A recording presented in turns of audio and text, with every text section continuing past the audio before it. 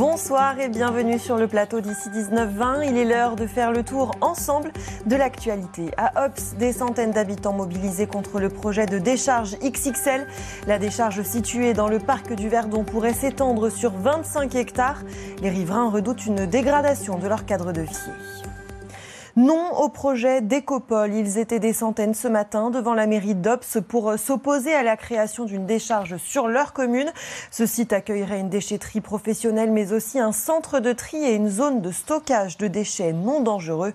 Reportage sur place avec Titouan Alain et Romain Perriche. La colère ne faiblit pas.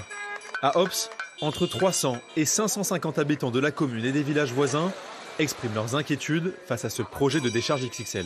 Au niveau du tourisme, ça aura un impact, au niveau de l'immobilier, au niveau de la nature surtout. Donc c'est super important qu'on se bouge et que ça ne se fasse pas. On n'est pas à la poubelle de PACA. Que les déchets soient gérés sur place, dans les villes.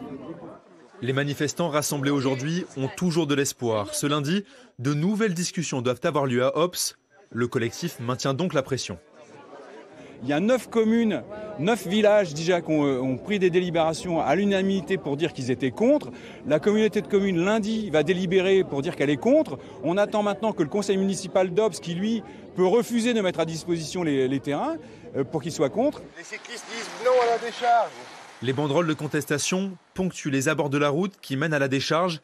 Il est prévu qu'une trentaine de camions supplémentaires l'empruntent chaque jour. Dans ce cadre bucolique, près de 8 hectares de forêt doivent être abattus pour agrandir ce site déjà exploité. Une aberration pour le collectif qui craint particulièrement une pollution des eaux. La décharge est située en plein centre et donc de fait toutes les eaux de ruissellement et d'infiltration auront vocation bien sûr à descendre le vallon qui est juste derrière nous là.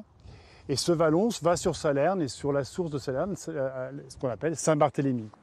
L'exploitant défend de son côté la mise en place de 2 barrières d'étanchéité afin de protéger les rivières et les nappes phréatiques. Pas de quoi calmer les opposants au projet.